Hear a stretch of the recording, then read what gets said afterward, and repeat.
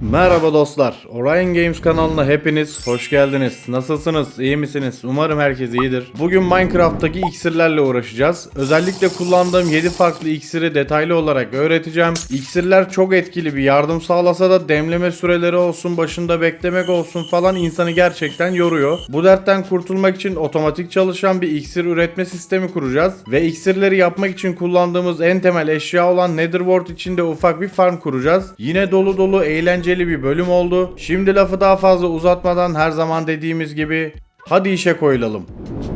İksirlerde en çok Netherwort kullanacağız. İlk olarak onlar için bir sistem yapacağız. Onun bir farmı yok. Yani Netherwort kasmanın öyle otomatik bir yolu yok. Manuel bir sistem kuracağız. Buradan gereken malzemeleri alayım hızlıca. Bu sistem sayesinde toplama derdini en aza indirmiş olacağız. Başka bir yararı yok. O da bize büyük bir zaman kazandırmış olacak. Her şeyimiz tamam. Şuradan bir de ruh kumlarını alıyorum. Yine birkaç tane bırakalım buraya. Tamam. Biz malzemeleri toplayana kadar gece olmuş. Ama yer altında çalışacağımız için sıkıntı olmaz. Hızlıca asansörle aşağıya indim. Şimdi bu tarafı tamamladık varsayıyorum. O yüzden artık ileri doğru devam edebiliriz bence.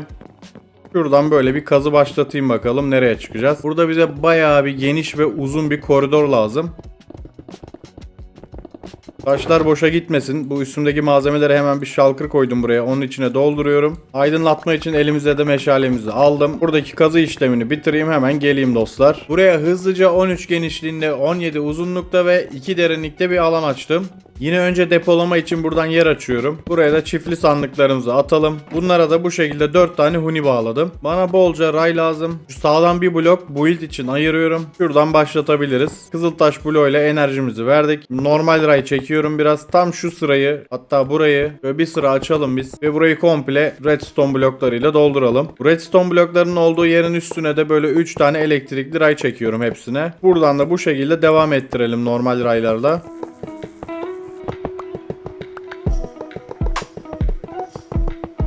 Şimdi burada 5 sıra çektik ya. Yine buranın ucunu kapatacağız. O yüzden buraya bir redstone bloğu atıp direkt böyle elektrikli ray yapalım. Buradan geldiklerinde tekrar geri dönecektir oraya. Hatta bu duvara kadar da gönderebiliriz. Şimdi buradaki ray sisteminin aynısını şu taraftan başlayıp buraya da kuracağız. Yine sona geldim. Buraya redstone bloğumu koyup 3 tane elektrikli ray çekiyorum ve bu tarafın işi de tamamlanmış oldu. Bu huniler yanlış yere gelmiş. Bunları buradan kaldıracağım. Hemen böyle bu tarafa yerleştirdim. Tamam, şimdi oldu. Hatta buradaki hunileri 2'şer tane daha uzatabilirim.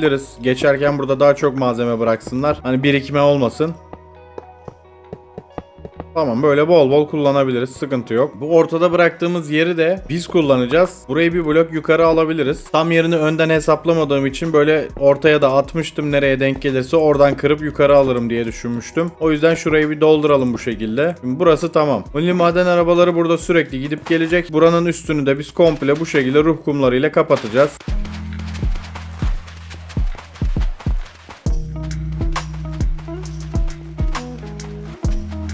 Aynı şekilde bu tarafı da hızlıca kapatıyorum.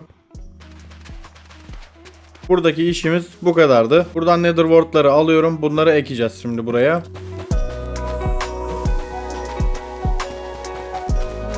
Bazıları büyümeye başladı bile burada.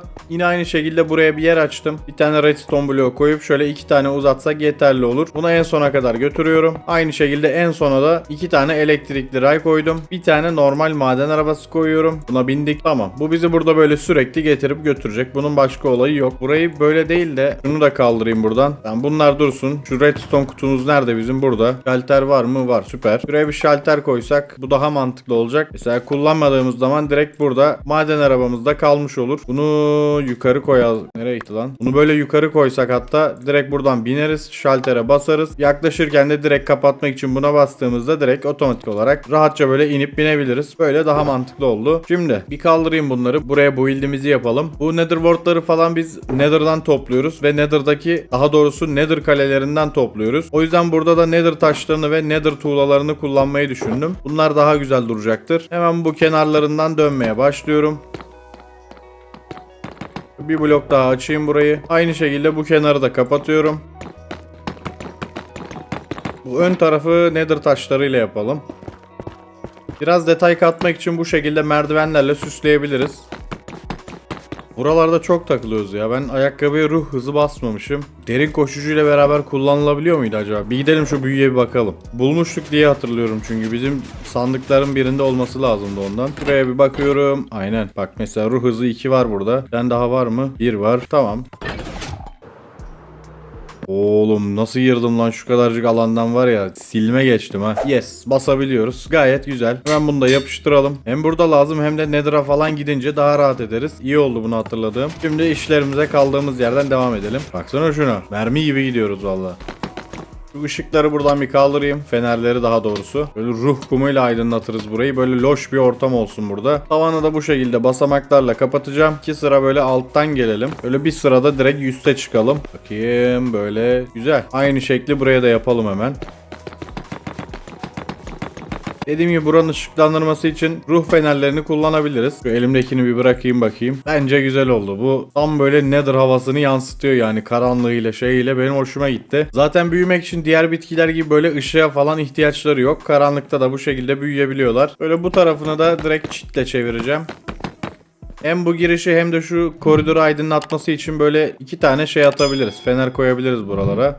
Tamam, bence güzel durdu. Şuraları da kapatayım, hatta burası böyle kapı gibi olsun. Evet, gayet iyi. Buraya bir tane şalter koyacağız demiştik. Buraya bineceğiz. Bu şalteri açacağız ve bu şekilde direkt hasat etmeye başlayabileceğiz. Servet 3 kazma veya başka bir şey, işte servet basılı bir aletle bunları alırsanız daha fazla toplayabilirsiniz. Buradaki alan da biraz daha genişlemiş oldu. Burayı da bir ayarlayalım. Böyle çirkin kalmasın. Yine aynı şekilde bu taraftaki gibi çam basamaklarla buraları dolduruyorum. Zeminini de aynı şekilde burayla eşitleyelim.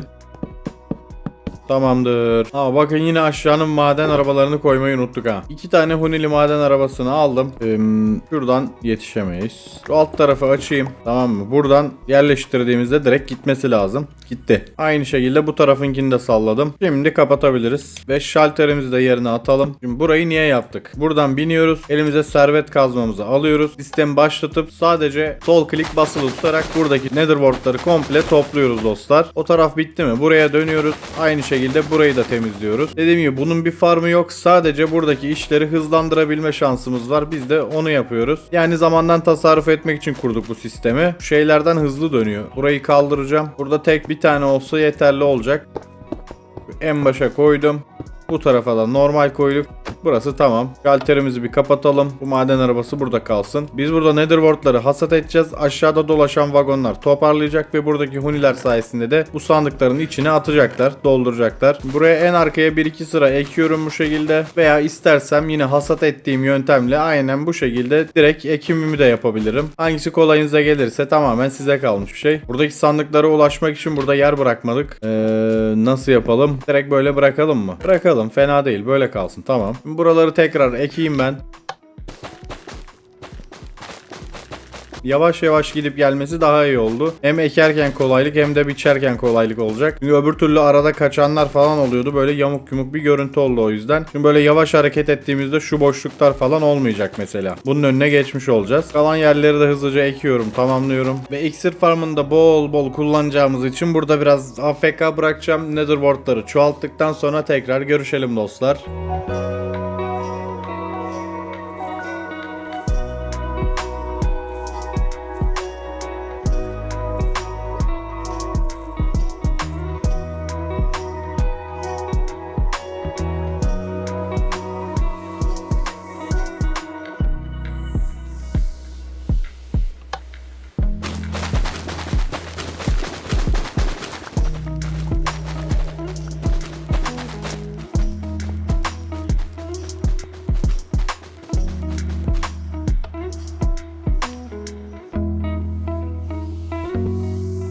Evet, tekrar geldim. Yaklaşık bir 36 stack kadar burada biriktirdik. Bunlar bize yeterli olacaktır. Yalnız bir şeyi söylemeyi unuttum. Burayı 5 genişlikte yapmak zorundayız dostlar. Buraya bindiğimizde bak, karşı duvara vuramıyoruz. Sadece bu aradaki 5 blokluk boşluğa uzanabiliyoruz. Bedrock versiyonunda bu şekilde 6. bloğa vuramıyorsunuz. O yüzden buraların genişliğini özellikle 5 blok yaptık. Bilginiz olsun. Yaparsanız o şekilde yapın siz de. Evet, dediğimiz gibi bunlar yeterli olacaktır. Şimdi diğer işlerimize doğru geçelim. Buradaki kabak karpuz durumu ne? Burası da fullenmiş bu arada. Çok iyi. 2 farmı bir arada çıkarmış olduk. Bize havuç lazım. Onun için de kemik tozu lazım. Şimdi gidelim bir kemik tozu bakalım önce. Depoda hiç kalmamış. Bir de şu iskelet farmına bakalım.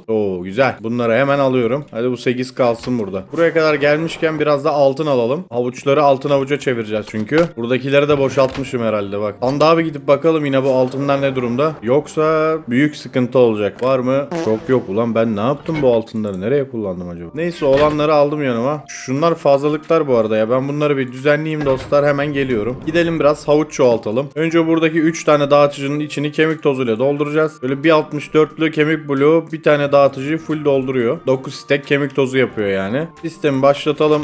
Şimdi burada sağ klik basılı tutacağız. Bu dağıtıcılardaki bütün kemik tozlarını kullanacağım. Ne kadar havuç çıkacak bakalım, göreceğiz hep beraber. 30 tane falan bizde vardı. Herhalde yeterli olur diye düşünüyorum. Şunlar bitsin, hemen dönüyorum.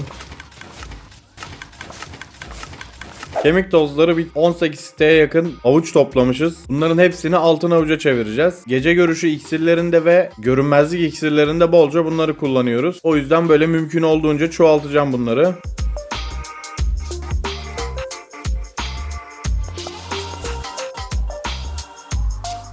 Altınların hepsini kullandık. Bu kadarına yetti. Bu ciddi bir sıkıntı. Bizim altınlarımız ne oldu oğlum ya? Biz buralarda yokken piglinler baskın mı yaptı? Ne yaptı? Depoyu mu boşalttı? Ne yaptınız lan?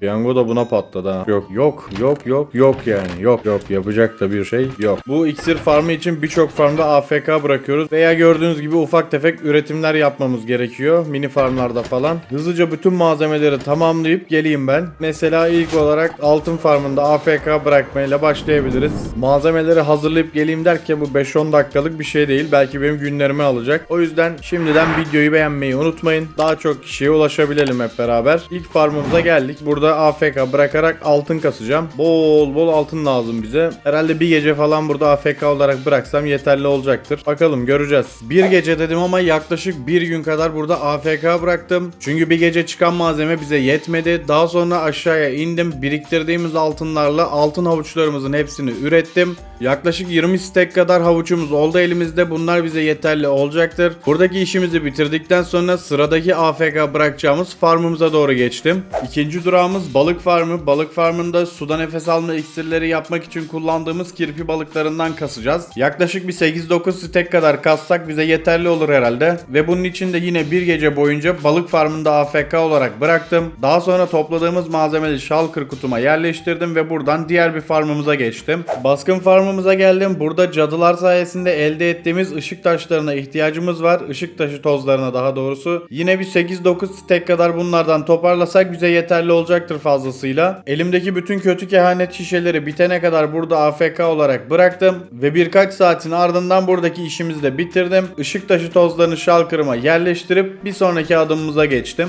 Bu sefer Nether'a geçtim. Nether'daki kurbağa farmımıza geldim. Kurbağa farmımızda hem ışık taşı kasıyoruz hem de magma kremi kasabiliyoruz. Bu magma kremlerini de ateşe dayanıklılık iksirinde kullanacağız. O yüzden yine bir gece kadar burada AFK bıraktım. Yeterli magma kremlerini topladıktan sonra bunları da ekledim shulker'ıma ve Nether'daki bir başka farmımıza geçtim.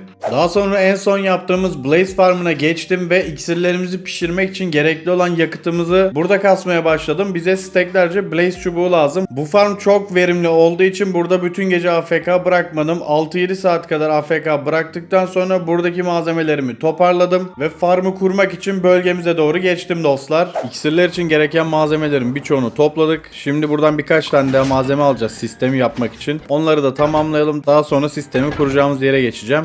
Bu fıçılar bize yetmez. Fıçı yapalım biraz. Fıçılar tamam, bunları atalım. Biraz da demleme standı lazım. Bak bu Kamil'le sıkışmış burada bak. Çık hadi. Şuradan blaze'leri alalım. Bir 32 tane alsak yeterli olur. Fazla bile de fazla olsun, fark etmez. Biraz da kırık taş lazım.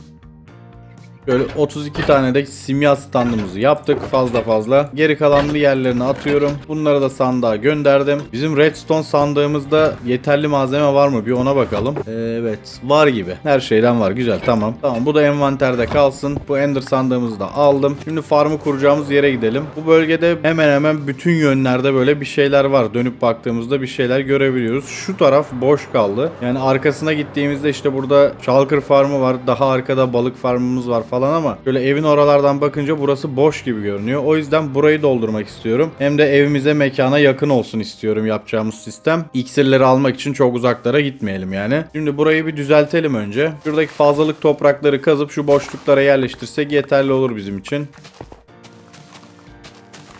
Buradaki ayçiçeklerini de tek tek kırmaya çalışmayacağım. Böyle suyu yerleştirdiğimiz zaman bayağı geniş bir alanı temizliyor zaten.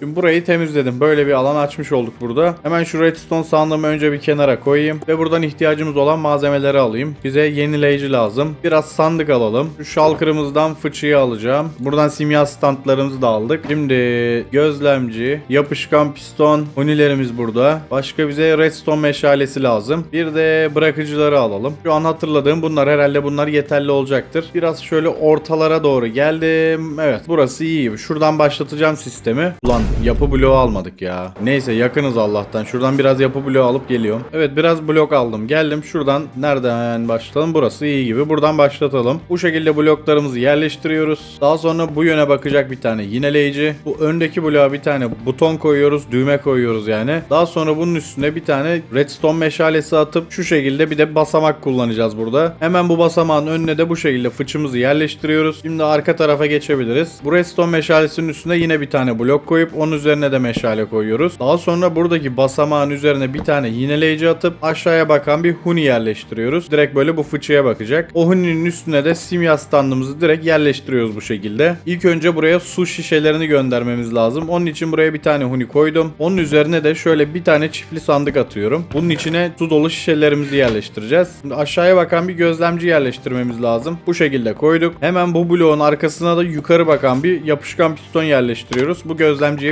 bitişik olacak. Gözlemciyi tutacak yani. Daha sonra yine yukarı çıkıyorum. Bunun üstüne bir tam blok. Onun önüne bir tane redstone meşalesi. Yine üste çıkabiliriz. Bu meşalenin üzerine de yine bir blok. Aşağıdaki sinyali bu şekilde yukarı taşımış olacağız yani. Yine bir meşale attım. Şuradan yükseleyim. Redstone'larla sinyal için kule yapıyoruz ya. Aynısını buraya yapmış olduk. Şimdi bunları kırabiliriz. Ön tarafa geçelim. Ön tarafta işlerimiz var. Buraya su şişelerini koyacağız dedik. İşte Nether Ward'tur vesairedir. Diğer malzemeleri göndermek için gereken sistemi de bu şekilde yapacağız. Bunun üzerine bir tane huni bıraktım. Hemen onun üzerine de bir fıçı yerleştiriyoruz. Dur, fıçıları bu tarafa bakacak gibi koysak daha güzel durur. Bu şekilde koydum. Ağızları göreceğimiz tarafa baksın. Böyle kapalı olmasınlar. Yine bunun üstüne de bir tane huni bıraktım. Bu huniyi koyduktan sonra hemen bu huniye bakacak bir bırakıcı yerleştiriyorum. Yüzü böyle bu tarafa bakacak. Burada aşağıdan gelen sinyali buradaki dağıtıcıya göndermek için gözlemci kullanacağız. Bu gözlemciyi de bu meşaleye baktıracağız. Daha sonra bu meşalenin önüne yine bir fıçı yerleştireceğiz. Bu da ters oldu. Tamam, böyle koyarsak diğeriyle aynı olmuş olur. Ve buradaki fıçıya bakan bir tane bırakıcı koymamız lazım. O yüzden buraya 2 blok koydum. Bu şekilde fıçıya bakan bir bırakıcı da yerleştirmiş olduk. Bunun devamı hep aynı şekilde olacak. Bu fıçıya bakan bir huni. Daha sonra bu huniye bakan bir bırakıcı. Daha sonra da bu meşaleye bakan bir gözlemci yerleştireceğiz. Hemen bunun önüne de yine fıçıyı yerleştiriyorum. Ve yine bu fıçıya bakan bir tane de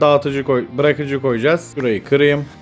Sistemimiz bu kadar. Burası 5 malzemeli sistemler için olan kısım. Aslında su şişelerini saymamıza gerek yok daha doğrusu. 4 malzeme diyelim biz ona. Her bir koyduğumuz bırakıcı bir malzemeyi doldurmak için var. Görünmezlik iksiri için biz normal bir gece görüş iksiri yapıyoruz ya. 3 malzeme kullanıyoruz. Buna 4. olarak fermente örümcek gözü eklediğimizde otomatik olarak bu görünmezlik iksirine dönüşüyor. Burada o yüzden bu şekilde 4 sıra oldu. Diğer yapacağımız iksirler hep 3 malzemeli olduğu için şu en üst sırayı yapmayacağız. Tamamen birebir aynı şekilde hemen bunun kopyasını çıkarıyorum ben bu tarafa.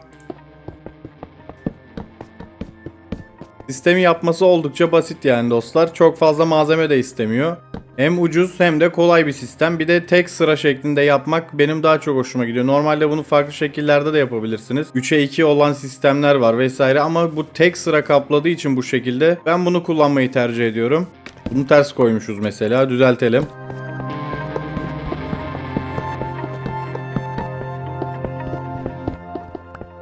Bir sonrakiler 3'er tane malzeme toplayacak demiştik ya. O yüzden bu en üst sırayı buraya eklemiyorum bakın. Bir sıra eksik kalacak burası. Ve uzaktan görüntüsü de bu şekilde oluyor. Diğerinden bir sıra kısa sadece. Başka hiçbir farkı yok. Buna dikkat etmenizi öneririm. Boşuna fazladan malzeme kullanmış olmazsınız. Kullandığım 7-8 tane farklı iksir var. Onlar için de aynı bu sistemlerden hızlıca yapıp tekrar geliyorum dostlar.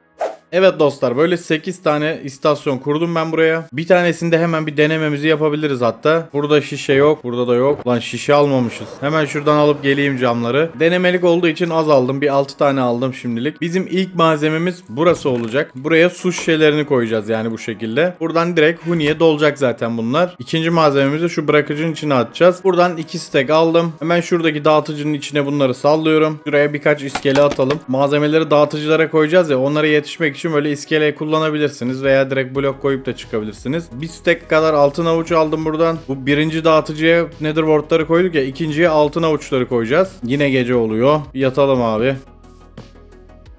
Bu gece görüş iksirlerini şu anda üretebiliriz ama 3 dakika olacak. Biz bunu 8 dakika olmasını istiyoruz. O yüzden süresini uzatmak için kızıltaş kullanmamız lazım. Bunun en üstteki bırakıcının içine de kızıltaşı gönderdim. Şimdi biz buradan düğmeden bir sinyal verdiğimizde buradaki gözlemcilerle beraber bırakıcılara gidecek ve her sırası gelen bırakıcı bir tane malzeme gönderecek. Her ayrı sistem için ilk çalıştırdığınızda sadece su şişesi buraya boş gelecek dostlar. Sistem olmadı diye düşünmeyin. İlk çalıştırmada böyle olacak. Daha sonra her zaman demlenmiş şekilde gelecek. Bakın nether ward'umuzu atmış bile çoktan. Etkisiz iksir olmuş burası. Şimdi altın avuç geliyor. Gece görüş iksirine dönüşecek. 3 dakikalık gece görüş iksiri de tamam. Şimdi peşinden de redstone tozumuz geldi. Bunu otomatik olarak 8 dakikaya çıkartacak. Yani buranın mantığı şu. Buradan sinyali verdiğiniz zaman bu yenileyicilerle buradan gözlemcilere sinyal gidiyor ve buradaki her bir malzeme sandığımıza ve bırakıcılara sırayla sinyal gidiyor. Gitmesini istediğim sıraya göre malzemeleri dizdik ya, hepsi o sırayla birer tane buraya gelecek. Daha sonra buradan demleme standına aktarılacak ve bu arada 8 dakikalık gece görüşlerimiz de hazır. Şimdi diyelim ben bir yere madene falan gideceğim ya da karanlık bir yere gideceğim. Gece görüş iksiri lazım. Geldim buraya. Bakın burada hiç iksirim yok. Tek yapmam gereken buradaki düğmeye basmak. Otomatik olarak direkt 3 tane iksirimi aldım buradan. Ve burada yenisi demlenmeye başladı bile bakın. Yani ben buradan gelip düğmeye basacağım. Malzemeyi alıp işime gideceğim. Burada otomatik olarak kendisi demlenmeye devam edecek. İşleri mükemmel hızlandıran, basit ama çok etkili bir sistem. İksirleri kullanıyorsanız ki hardcore dünyalarınızda kullanmanızı tavsiye ederim. Hardcore'da çok can kurtarıyorlar. Sık sık da birer tane onu koy bunu koy falan başında bekle yapmaktansa bu sistemi yapmanız zaman kazanmak açısından da çok iyi olacaktır. Bu iksirleri ben şimdilik geri atayım sandığıma, burada kalsınlar. Üstümüzü boşuna doldurmayalım. Buradaki sandıkların hepsini su şişeleriyle doldurmamız gerekiyor. Ama bunları tabi manuel olarak elle yapmayacağız. Onun için de şuraya hızlıca küçük bir sistem kuracağım. Yani buraya yüzlerce şişe lazım. Bunları tek tek elle gidip doldurup buraya yerleştirmesi falan uzun iş. O yüzden hızlıca buraya bir sistem kuralım. Hemen buraya bir çiftli sandık atarak başlayalım. Arkasına da bir tane karşılaştırıcı atıyoruz. Ve önüne de bir blok koyuyoruz. Hemen yanına bir tane şalter koydum. Şalteri açıyoruz ve buraya bir tane redstone tozu koyuyoruz. Daha sonra bunun üzerine de bir durun be kardeşim, bir durun be. Bunun yanına bir tane blok atıyorum ve şu şekilde 3 tane bloğu yerleştiriyorum. Bakın böyle bir görüntü elde edeceksiniz. Bu arkasına daha sonra 2 tane yarım basamak atıyoruz. Bu şekilde bunu kaldıralım. Ulan bunu değil. O çok oldu, dur. Buradan bir sinyal çekip tam bu ortaya bir tane yenileyici koyuyorum. Şimdi şu ön tarafa bir geçelim. Bize bırakıcı değil de bu sefer dağıtıcı lazım. Şuradan bir tane dağıtıcı alayım. Aynen, bu işimizi görür. Bu sandığın üzerine bir tane huni koydum. Ve bu huniye doğru bakacak bir tane dağıtıcı yerleştiriyoruz. Aynen bu şekilde bu tarafa bakacak. Hemen bunun arkasına geçelim. Şöyle bir tane blok koyuyoruz. Bunun bir blok altına gelecek şekilde şöyle bir tane de yarım basamak koyuyoruz. Daha sonra önüne de yine bir tane tam blok koyuyorum. Şu yukarı tekrar bir çıkayım. Bu arada kalan yere de bir tane karşılaştırıcı yerleştiriyoruz. Şöyle geçelim şimdi. Oradaki sinyali bu tarafa da döndürmek için redstone meşalelerini kullanacağız. Şu şekilde alalım. Aynen, güzel oldu. Şişeleri yükleyeceğimiz yere geçtim. Buraya bir tane huni koydum. Onun üstüne de bu şekilde bir çiftli sandık koyuyoruz. Şu dağıtıcının önünü şimdi tuzak kapıları ile bir çevirmem lazım.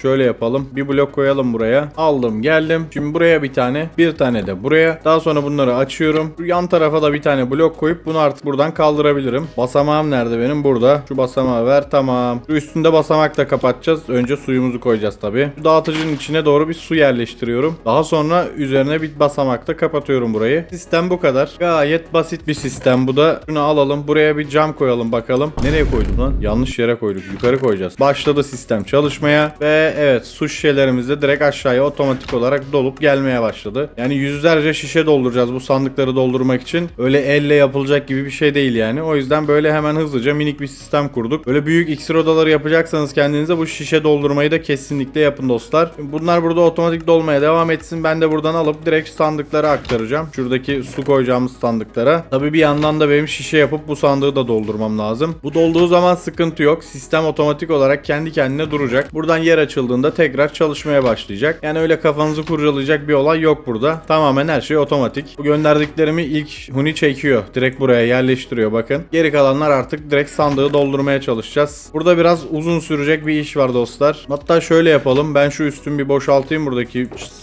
redstone malzemelerini falan hepsini yerine atayım. Fazlalıkları da buraya sallayalım. Biz burada çalışırken onlar da silinir gider. Üstü başı boşalttık ama buradaki camlar böyle şişe yapıp bunları doldurmaya yetmeyecek gibi duruyor. O yüzden hızlı bir ticaret yapalım. Yedek kutumuzda bizim zümrüt vardı aynen. Köylülere gidelim birazcık cam ticareti yapalım bakalım. Böyle 2 stek bozdurduk. Şu üzerinde cam olanlar zaten cam satan köylülerimiz. Oradan tanıyoruz direkt. Böyle hızlıca alışverişimizi yapıyorum. Bu camlar şimdilik yeter. Birazdan lazım olursa tekrar gider ticaret yaparız. O arada da onların stokları yenilenmiş olur. Bunları basalım komple buradaki sandığa. Buradan da su şişelerini alıyorum. Direkt sandıklara yerleştirmeye başlıyorum dostlar.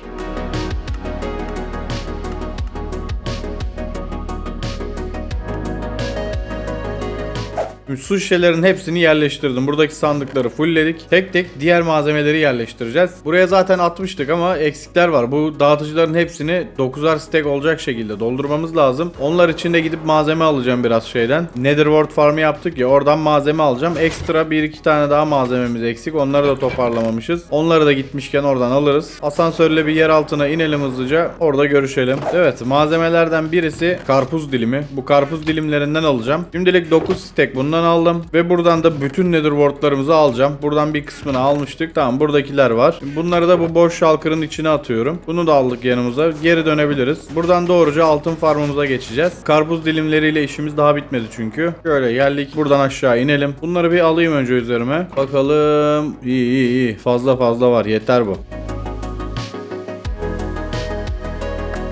Bu da sonuncusuydu. Tamamlandı şimdi. Bu karpuz dilimlerini de atıyorum buraya. Bunu aldım. Çıkalım bakalım. Burada fermente örümcek gözü yapmamız lazım. Tamam bu örümcek gözleri bize yeterli olur. Örümcek gözü var. Yalnız mantar var mı? Mantarımız yok. Yapma ya.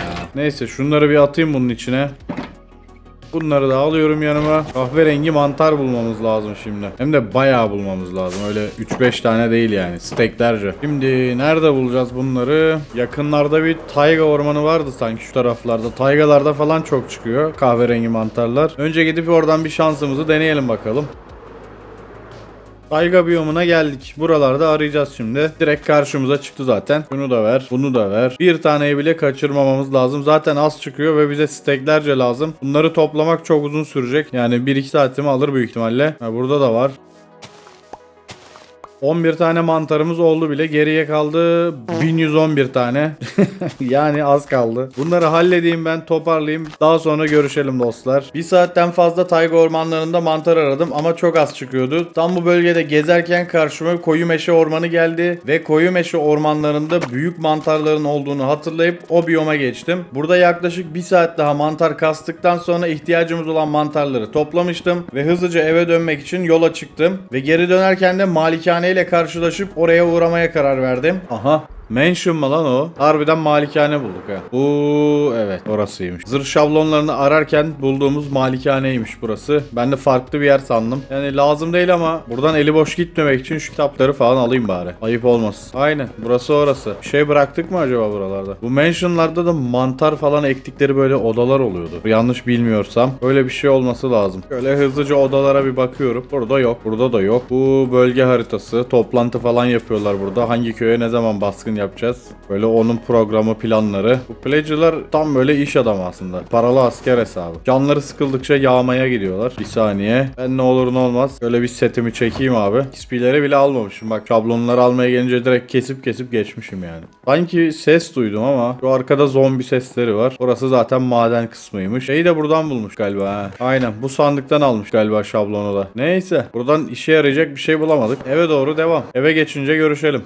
Şimdi bölgeye geçtim. Direkt de evin altına geldim. Buradan bize şeker kamışı lazım. İnşallah vardır. Hazır var, güzel. Tamam, bunları alıyorum. Şimdi depolamaya doğru bir geçelim. Şu fermente örümcek gözlerimizi tamamlayalım bakalım. Neredeydi lan onu? Ha, burada. Tamam. 9 stek şeker yaptım. Şeker kamışlarını çevirdim yani. Bu yeterli olur herhalde. Şimdilik şöyle yere bir atayım. Hızlıca bunları alayım. Şöyle eşya masasımıza gelip fermente örümcek gözlerini yapıyorum. Ulan ne yordu be kardeşim ya. Oy oy. Videoya beğeni ve yorum atmayı unutmayın dostlar. Gerçekten çok fazla emek ediyorum bu videoları çıkarabilmek için. Desteklerinizi de bekliyorum. Şimdi aslında daha çok yapabilirdik ya. Şu bizim örümcek farmı neredeydi? Orada hazır örümcek gözlerimiz olması lazım. Hepsini almadım diye hatırlıyorum ben de. Öyle dümenden bir örümcek farmı yapmıştı tam burada. Şu sol üstteki koordinatlara bir hızlıca gidelim. Creeper farmının yan tarafına doğru diye hatırlıyorum. Girişini oradan bir yerden yapmıştık ama emin olamadım. Koordinata bakılırsa da doğru gidiyoruz. Herhalde tam hatırladığım gibi. Şurada bir yerdeydi. Evet, burası. Hızlıca bir bakacağım. Burası değilmiş lan. 1900'e gelmişiz. Burası bizim kil topladığımız mekan. Yanlış hatırladık. Ne yapalım? Nerede lan bu? Buradan bir yerden mi giriş var? Şurası mı acaba? Ulan ya, hakikaten evin dibiymiş ya. Bir de bir saat uğraştık. Nerede bu diye. Hızlıca ineyim şuraya, bakayım örümcek gözümüz var mı? Hop, harika. Gelin bakalım siz. Hadi gidelim. Bunları da çeviriyorum. Şimdi farmı yapacağımız yere geldim. Sistemi kurduğumuz yere geldim daha doğrusu. İlk başta şu nether ward'ları alıyorum. Sıralamaya göre gideceğiz demiştik. Her bir dağıtıcıya bir malzemeyi koyacağız demiştik. İlk bırakıcılarımıza direkt nether ward'ları koyuyoruz. Şöyle önce bir 5'er tane koyalım. Hemen bu şekilde iskeleyle çıkıyorum. Direkt bu hunilerin boşluklarından arkadaki bırakıcılara yetişebiliyorum. Bu şekilde dolduralım bunları. 5'er tane atayım, bir bakalım ne olacak. Fazla kalırsa yine doldururuz ki bu 5'er tane, yani herhangi bir iksirden 5 stack falan yapabiliyoruz şu an demek oluyor. 5 stack de bize bu serinin sonuna kadar gider herhalde. O yüzden tekrar doldurma gereği duyacağımı zannetmiyorum bunları. Aynen. Aşağı yukarı hepsinde 5'er stack oldu. Bir bu yarım kaldı. 4,5 oldu ama sıkıntı yok. O kadar olur. Yapmak istediğim iksire göre buradan devam edeceğim. Birinciyi ne yapmıştık biz bunu ya? Gece görüş iksiri yaptık. Tamam. Burada hazır zaten. Bak 8 dakika olmuş. Şu hepsine en arkadaki sıra var ya, 3. sıra. Bunların hepsi redstone olacak. Evden aldım geldim biraz redstone bloğu. Bunların hepsini bir redstone'la dolduralım önce. En hızlı iş bu olacak herhalde. Nether ward'lar, sonra bunlar, en sonda artık ne yapmak istediğimize göre sırayla dizeceğiz bakalım. Yine bunları da 5'er stack olacak şekilde dolduruyorum. Abartmaya gerek yok. Evet,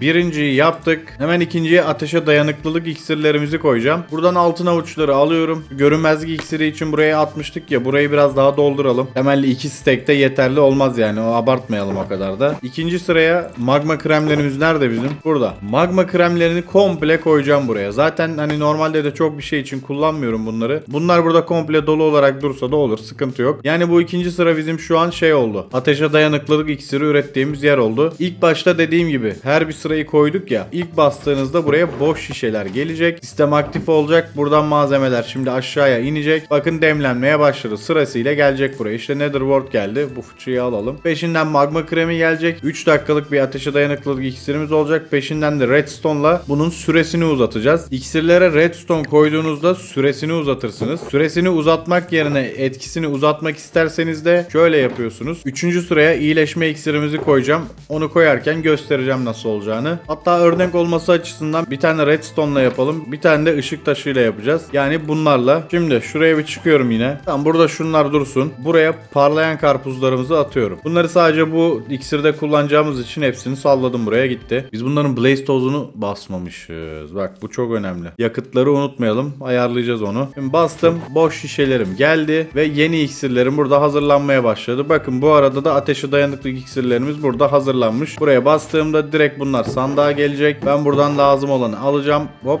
uçacağım, gideceğim işime. Bunlar burada tekrar demlenmeye devam edecek. Şu iyileşme iksirleri bir tamamlansın, hemen geliyorum. Işık taşıyla olan farkını göstereceğim size. Şuradan redstone'ları alıyorum. Bunların yerine ışık taşlarını koyacağım ve bu sayede farklı bir etki elde etmiş olacağız. Bakın şimdi burası anında sağlık iksiri ya. Biz bunu ışık taşıyla güçlendirdiğimizde bunun süresi değil de verdiği etki artıyor. Yani ışık taşı yaptığınız iksirin süresini uzatmak yerine verdiği etkiyi 2'ye katlar veya 3'e katladığı iksirler de var. Işık taşını buralarda kullanıyoruz iksirlerde. Bakın anında sağlık 2 iksirine dönüştü bu. Yani bunu kullandığınızda 2 kalp dolduracağına 5 kalp dolduruyor gibi düşünebilirsiniz. Bu şekilde etkisini arttırabiliyoruz ışık taş tozlarıyla. O yüzden bazı iksirlerde ben bunları kullanıyorum redstone redstone yerine. Aynı şekilde bu tarafta da ışık taşlarını kullanacağım. Nerede onlar? Gel buraya. Kuvvet iksiri yaparken de uzun süreli olmasını istemiyorum ben. Buraya yapalım. Bunları aldım. Yine ışık taşlarımı doldurdum. Oraya malzeme olarak blaze çubuklarının tozunu, blaze tozlarını yani yerleştireceğiz. Bunlar yeterli olur. Şuraya atıyorum hepsini. Bu arkadakine ışık taşlarımızı koyduk. Buraya blaze tozlarımızı koyduk. Şimdi buradan da bir basalım. Önce buradaki su şişelerini bir alalım. Ve burada iksirimiz demlenmeye başlasın. Şimdi bunu önce redstone koydum. Önce bir redstone'lu halini görelim. Sonra da ışık taşı tozlu halini göreceğiz. O demlensin, ben uyuyayım o sırada. Şimdi kuvvet iksiri bakın 3 dakika oldu. Buna kızıltaş bastığımızda 1.3 saldırısı var. Süresi 8 dakikaya çıktı ama saldırı hasarı hala 1.3'te kaldı. Bu dursun burada. Şimdi sırada ışık taşı tozu var. Onunla iksir demlediğimizde de nasıl fark ettiğini göstereceğim şimdi. Az bir şu demlensin, hemen geliyorum. Evet, bunun da demlemesi bitti. Şimdi bak, bunu buraya alıyorum, tamam mı? Bakın tekrar gösteriyorum. Bu kızıltaşla demlediğimiz kuvvet iksiri 8 dakikaya çıktı süresi 3 dakikadan ama artı olarak bize 1.3 saldırı hasarı verdi. Bu da ışık taşıyla demlediğimiz kuvvet iksiri. Zaten direkt kuvvet 1'den kuvvet 2'ye çıkmış. Gördüğünüz gibi süresi normalde bunun 3 dakika oluyor. Ama ışık taşı koyduğunuzda süresini kısaltıyor. 1.5 dakikaya kadar düşürüyor. Ama verdiği hasar 2.99'a çıkıyor. Yani artı 3 hasar alıyorsunuz dostlar. Bu çok ciddi bir rakam. Hardcore'da böyle boss savaşlarına falan gideceğiniz zaman bunları kullanabilirsiniz. Bu şekilde bunu da anlatmış olayım. Kızıltaşla Redstone'un arasındaki farkı bilmeyenler varsa onlara da bu şekilde öğretmiş olayım dostlar. Şimdi sıradaki iksirimiz ne? Sıradaki iksirimiz, bir saniye, görünmezlik için daha yüksek bir yer yapmıştık ya biz. O ne taraftaydı? Ha, burası, tamam. Bunun malzemeleri hazır mı? Değil. Tamam, bunu da dolduralım şimdi beraber. Görünmezlik iksiri için önce gece görüşü iksiri yapıyoruz. Gece görüşü iksirine bir malzeme daha ekleyerek görünmez iksirine çeviriyoruz. O yüzden buraya altın avuç koyduk. Buraya da mayalı örümcek gözü koyacağız. Buraya doldurdum. İniyorum aşağıya ve sistemi bir başlatıp deneyeceğiz. Demlemeye başlasın, bakalım ne demleyecek. Gece görüşü iksirimizi elde ettik. Şimdi bunun süresini uzatalım. Süreyi de uzattık 8 dakikaya. Şimdi fermente örümcek gözünü ekleyerek bunu görünmezlik iksirine çevireceğiz. Aynen bu şekilde görünmezlik iksirlerimizi de elde etmiş oluyoruz. 8 dakikalık olduğu zaman bizim işimizi görüyor. Bunları da aşağıya gönderdik ve burada yenisi demlenmeye başladı. Harika. Bak, şu blaze tozlarını ben unuturum ha. Hemen bir blaze tozlarını dolduralım, tamam mı? Zaten birer stack koysak bunlarla buradaki 5 stack malzemeyi rahat pişiririz. Öyle kolay kolay yanıp bitmiyor yani bunlar. Bu da sonuncuydu, tamamdır. Ve geriye 2 iksirimiz kaldı. 2 iksir daha yapacağız. Onlar için de balon balıklarımız burada. Bunların hepsini atacağım. 9 stack zaten sırf onun için topladım buraya. Bunun diğer malzemeleri hazır.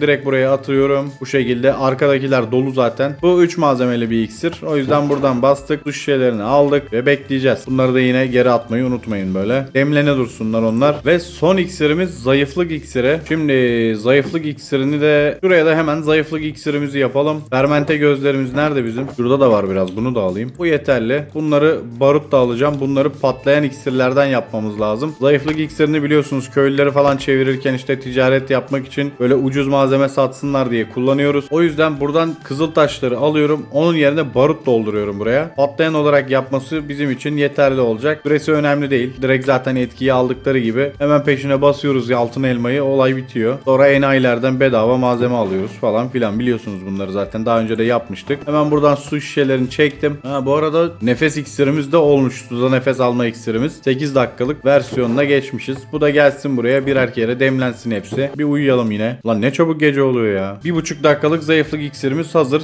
Eksi 0.7 hasarlık verdi. Uyguladığı saldırı hasarı falan çok önemli değil bizim için. Zayıflık iksiri tamamlasın yeter.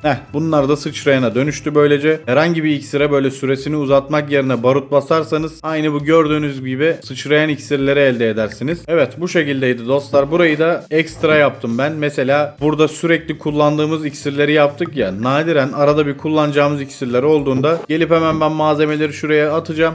Burada otomatik olarak demlenmesini bekleyeceğim. Tek tek malzeme koymaya uğraşma derdinden beni kurtarmış olacak burası. Ama çirkin görünmemesi için böyle diğerlerine benzer şekilde yaptım. Belki ileride olur da değişik bir iksirler gelir, işimize yarayacak bir şey olur. O zaman burayı komple o iksire de çevirebiliriz. Böyle bir tane fazladan kalsın burada. Sistemle ilgili anlatacaklarım bu kadar dostlar. İksirler hakkında da bildiklerimi aktarmaya çalıştım. Umarım yardımcı olmuştur. Yine takıldığınız bir yer olursa isterseniz Discord sunucumuza gelin. Discord'dan sorun. İsterseniz de yorumlardan sorun. Elimden geldiğince dönüş yapıp yardımcı olmaya çalışıyorum. Şimdi build'lerimizi şu anda görüyorsunuz zaten. Yine buraya da uygun bir build yapacağım. Hemen öncesinde de gidip build malzemelerimizi beraber toplayacağız hızlı bir şekilde ve gelip build'imizi yapıp videoyu kapatacağız. Hadi Hadi daha fazla vakit kaybetmeden malzemeleri toplamaya başlayalım. Her farmımızda olduğu gibi renkli blok ihtiyacımızı karşılamak için ilk önce beton fabrikamıza gittim. Lazım olan blokların hepsini çevirdim ve bunları yanıma alıp bir sonraki malzemeyi toparlamaya geçtim. Diğer build'lere göre bu sefer az sayılabilecek terakota lazımdı. Hızlıca onları da aldım. Build'lerde tüf bloğunu çok kullanmadığımı belki siz de fark etmişsinizdir. Bu sefer kullanmaya karar verdim ama elimde az vardı. O yüzden madene indim ve her zaman tüf topladığım yerden biraz daha tüf topladım. Ve ihtiyacım olan şekillerde üretimlerini yaptım. Shulker'ıma yerleştirdim. Tabi tüf build'ler yaparken en uyumlu olan bloklar bakır blokları. O yüzden elimdeki bakır bloklarından da ihtiyacım olanları hemen ayarlayıp Shulker'a ekledim. Biraz da koyu prizmarin bloğuna ihtiyacım vardı ve Guardian farmına geldim. Ama burada pek de kalmamış. O yüzden bir süre AFK bıraktım ama bu farm çok hızlı çalıştığı için yarım saat gibi bir sürede ihtiyacım olan bütün prizmarinleri toparladım. Ve bunlarla beraber bütün malzemelerimiz tamamlanmış oldu. Buradan hemen sistemi kurduğumuz yere geçtim ve build'imize başladım dostlar. Şimdi sizi sinematik çekimlerle baş başa bırakıyorum. İyi seyirler.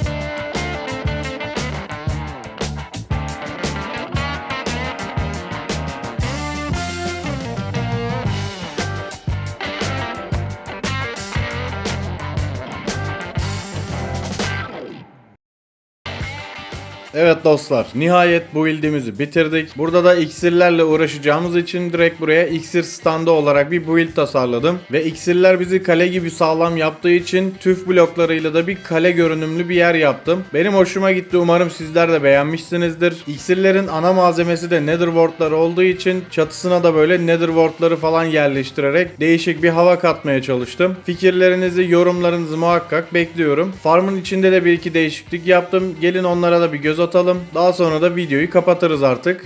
Şimdi bir de gidip içeriye bakalım. Buradaki işimiz bitti. Burada çok büyük bir build yapmadım. Arkaları falan kapatmadım çünkü burada malzeme koyacağız falan ya da ne bileyim sistemde bir sıkıntı olursa buraları komple tekrar yıkıp yapmak istemiyorum. O yüzden bu arkaları falan açık bıraktım böyle. Yere böyle desenler çıkardım falan. Işıklandırma olarak da bu bakır ampulleri kullanmayı tercih ettim. Burada iksirlerimizi zaten biliyorsunuz. Anlattık nasıl kullanıldığını. Şu iksir çantamız nerede? Burada. Var mı burada bir şeyler? Biraz iyileşme iksiri alalım şuradan. Ateşe dayanıklılık iksirimiz yok galiba. Bundan bakayım, bundan alalım ya. 3 tane daha versin bize. Hepsini alalım. Gerisini o yapsın yine yukarıda. 3 tane de görünmezlik ekleyebiliriz. Orada boş yerimiz kaldı çünkü. Tamam. Şimdi bunu atalım geri. İksir sandığımız hep yanımızda olsun. Ne olur ne olmaz. Sürekli kullanacağız onu. Evet. Videonun biraz geciktiğinin farkındayım dostlar. Araya Hytale girdi. Hytale incelemesi yaptık. Yani beğenen de var. Beğenmeyen de var. Genel olarak abonelerden gelen yorumlara göre söylüyorum. Ben beğendim açıkçası. Güzel oyun. Sarıyor yani. Kendi çapında bir oyunda tutma becerisi var. O yüzden oyun insanı kendine çekiyor. Tabii daha fazla gelir mi Hytale bilmiyorum ama ara ara yine atarız, bakarız. Yeni güncellemeler falan olur, değişik bir şeyler eklenir. Girer bakarız, deneyimleriz. Bir de bu iksir sistemini yapmak için çok fazla farmlarda AFK bırakmam gerekti. Planı, projesi, tasarımı vesaire derken araya biraz zaman girdi. Ama nihayet güzel bir bölüm çıkardığımızı düşünüyorum. Umarım sizler de beğenmişsinizdir. Beğendiyseniz videoyu beğenmeyi, kanala abone olmayı ve bildirimleri açmayı unutmayın dostlar. Önümüzdeki hardcore serilerinde görüşmek üzere. Kendinize iyi bakın. Hoşça kalın.